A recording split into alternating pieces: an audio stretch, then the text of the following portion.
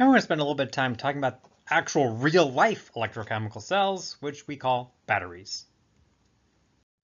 So batteries are a fundamental part of modern life. We use them to provide electrical power in a portable sense. So everything from as small as, like, say, a watch battery to, the ubiquitous, say, laptop batteries that, power, literally kind of keep the object running. Car batteries, we think of like traditional say car batteries that cause the car to start, and then you run it on, or get the motor started, right? Get your internal combustion going. Or more modern, the actual batteries on, say, an electric car, where you replace the engine compartment with the entire bottom of the car, is a sequence of batteries. And so there's a lot of power in these. There's a lot of energy that we use to power things, make kind of modern society run in many ways. There's also a lot of danger in those batteries. There is a lot of very, very powerful chemistry that is underlying batteries. And if you don't kind of treat them correctly, or if they get misengineered, or if there are mistakes, you can have that chemistry happen really aggressively, uncontrolled, and then you can have some really, really dangerous situations, generally associated with, fire, explosions, kind of dangerous situations, flaming toxic chemicals, never a good thing. So kind of our standard, if we take something like a AA battery, and we kind of look at a cross section of it, it looks something like this. And we have all of these different parts that are labeled in this schematic. And there's a lot of different parts, but there's really three we want to focus in on. We have our zinc anode, the ion conducting separator, and the manganese dioxide cathode. And we can see that these are really just the three parts of the electrochemical cells that we've talked about: anode, cathode, and then just a fancy way to say salt bridge. Ion conducting, that kind of sounds like salts. Separator is the bridge. And so basically you have, the idea is you have the anode, which is this kind of light gray part in the schematic. That is going to react with the cathode, which is the dark gray part over here. And basically they are separated by this ion conducting separator. So what ends up having to happen is, in order for the electrons to flow from the anode to the cathode, they have to go through this pin. They would go out through whatever circuit you run, blah, blah, blah, and then come back into the positive connection where they could flow into the actual cathode. So it's still from the anode to the cathode. You've just put that anode and cathode part into the same device, or same kind of casing, and they're separated by that separator. And in all honesty, the main way that batteries fail is if that separator breaks, because the whole point of the separator is to separate the anode and the cathode, so that way they can't react. The flow of electrons has to pass through the wires or whatever device is connected to your battery. If that breaks and all of a sudden, they can react just directly with each other, you're going to have a bad time. If we take a look at the actual chemistry, the cathode, the reduction reaction, is a manganese-based process, and the anode is a zinc-based process. The reaction in these alkaline batteries is hydroxide-based. So alkaline batteries, alkaline, you'll note it's basic, so everything's under basic conditions. One of the things why we use this particular set of chemistry is, you'll note that those hydroxides cancel when you go to coming up with the overall reaction. One of the really important things about that is, when the reaction happens, it doesn't change the pH of the internal mixture, anything that's going on, and it's all solid, solid, solid, solid, which leads to basically Nernst equation doesn't really, you're not having like a reaction quotient Q that you need to necessarily worry about, and the chemistry is a bit more stable. You're dealing with a bunch of solids as opposed to a bunch of solutions that are going to be changing their concentrations really aggressively. Overall, you get a standard cell potential of 1.5 volts. That's locked in for alkaline batteries. So an alkaline cell based around this chemistry puts out about 1.5 volts, fairly kind of static, or kind of consistent push. So what's the delta G be for this process? Okay, so I want to know what the delta G naught, my kind of standard Gibbs free energy change for a brand new standard alkaline battery. Well, if I'm looking for delta G for reactions, I have two different kind of reactions that we've seen previously. We know that delta G is related both to cell potential and equilibrium constant. In this case, we're dealing with a battery, so cell potential is probably going to be more useful. N is 2, the balancing we could see from the previous page. Faraday's constant is a constant value, and then I just gave you the standard cell potential, but you can also look it up. For those are standard half reactions. You could look it up. If you plug it in, you can see that delta G is pretty sizable, negative 290 kilojoules per mole. This is quite a spontaneous reaction, which we would expect considering the fact that those electrons are pushed. Batteries work, and they are quite negative. There's a lot of kind of push to drive this chemistry, to drive those electrons via chemistry. So a lot of times the 1.5 volts of a cell isn't enough. So how you actually get more potential or more voltage is you just put multiple batteries together in a sequence. That's why you potentially need to use multiple batteries in, say, a device. Sometimes they're also packaged as a product as it is. So for example, if you buy a 9-volt battery, that is just 6 basically smaller batteries kind of put together in sequence, or put in series would be the technical term, but you just do 6 of them, that multiplies the potential, you get 9 volts. So that's how you drive a 9 volt.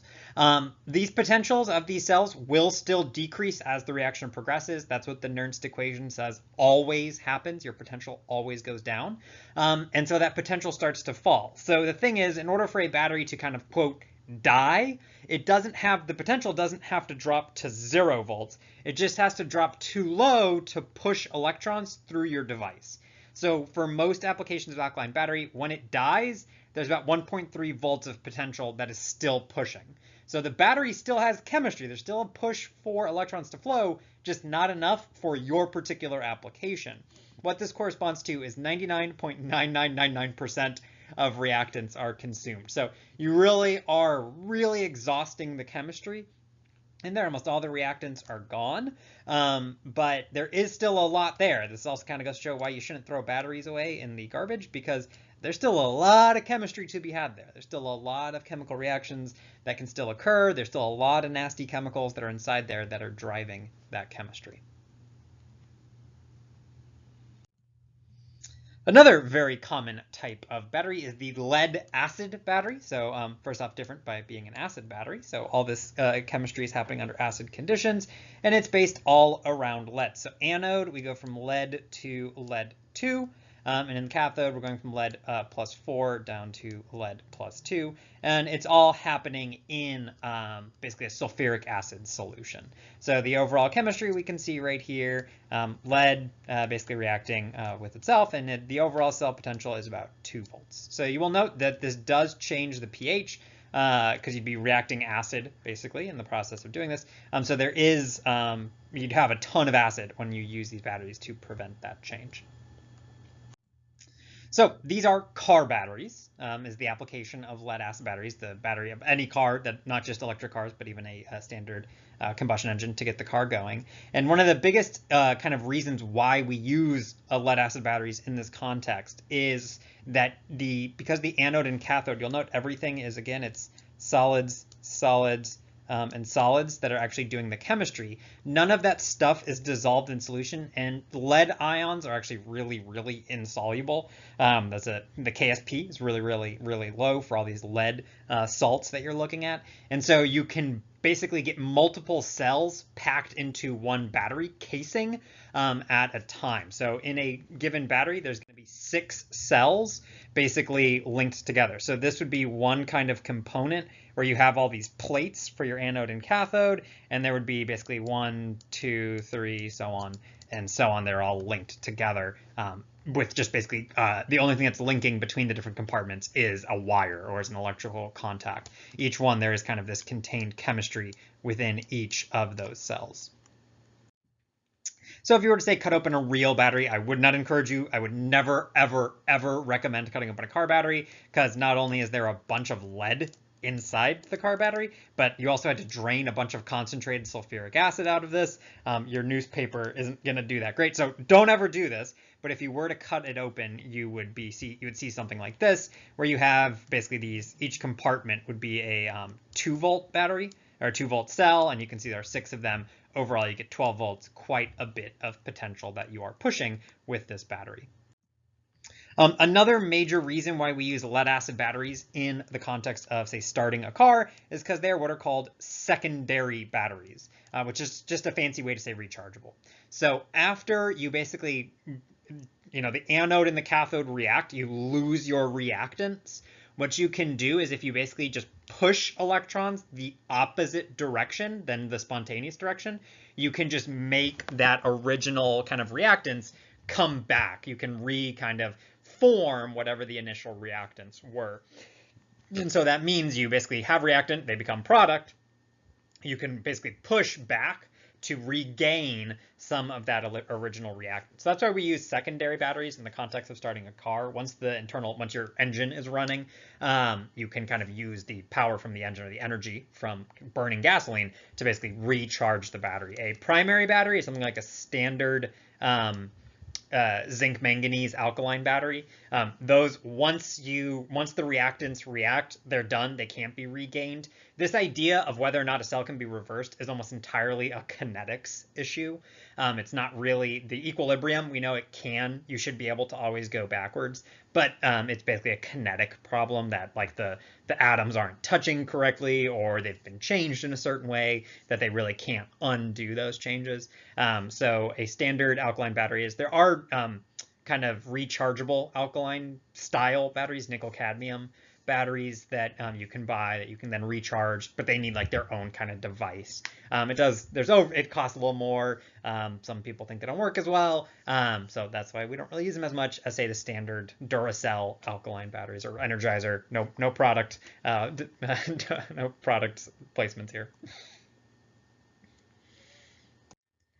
So what would be the equilibrium constant for say a fully charged lead acid battery? Well, when we're looking at equilibrium constants, if we're looking for it for a generic reaction, we have kind of these different equations and different kind of relationships that we've seen. But again, we're looking at a cell. We're looking at batteries, and so we can directly relate that equilibrium constant to kind of the cell potential. This is one of the reasons to kind of describe more and more as much redox chemistry as we can using the cell potential idea, because we can figure out the equilibrium constant just from a standard cell calculation, which you can do using a table. So rearrange our equation, plug in all of our values. They're a bit there, but we get, say the 2 comes from balancing, F is a constant, the potential was given, R is a constant, and the temperature we kind of assume is room temperature. So we get the equilibrium constant is 4.59 times 10 to the 67th. That is big. These are very, very product favored reactions. That's why we use, let's say, a lead acid battery. This chemistry really, really wants to happen. You want a ton of products here. That's why it's really powerful, and that's why you can get it to start a car. Final big type of battery is lithium-ion batteries. So lithium-ion batteries are the anode, you can see is a lithium being ionized into a cation, and the cathode is lithium reacting with this cobalt compound, cobalt oxide, to produce this bad boy. So overall, it looks just like you got basically lithium metal reacting with, say, this cobalt compound to make the lithium-cobalt combo compound. This is a little bit different in the sense that when you're dealing with a lithium-ion battery, not only are the electrons flowing, but the lithium ions are actually moving through the material. So there's through the battery itself. There's no salt bridge per se. You have this lithium conducting electrolyte here, but instead of, some sort of like electrolyte counter ions that are flowing through the salt bridge equivalent, it's the actual lithium cations that were being formed in the anode process. Cell potential, real big, 3.4 volts. This reaction right here, this anode reaction, really, really wants to happen. Lithium very much is happy to form a cation. So the main reason why we use lithium-ion batteries is because they're really lightweight. right? When in terms of if you're running a device, what you really care about is the number of electrons that flow. And when you're dealing with, say, a lithium, that's moles of electrons. So when you're dealing with lithium, the molar mass is really low. So you get 1 mole of electrons out of 7 grams of lithium. So that's 7 grams that you would have to carry. That's why we use lithium-ion batteries in things like cell phones and laptops, or something where you need lightweight applications. Lead batteries, for every 100 grams of lead, you get 1 mole of electrons. That is a way worse mass to electron ratio. So that's why we use lead acid batteries for like cars, where you don't have to carry it around. The car can kind of support it, and relative to, say, the engine, the battery doesn't weigh a ton. So that's the main reason why we use lithium-ion batteries. One of the biggest drawbacks, one of the issues with lithium, is this fact that the lithium ions are moving back and forth between the anode and the cathode. So what ends up happening is, say your anode is this material. Usually we use graphite. These blue ions are carbon atoms, that are forming these sheets.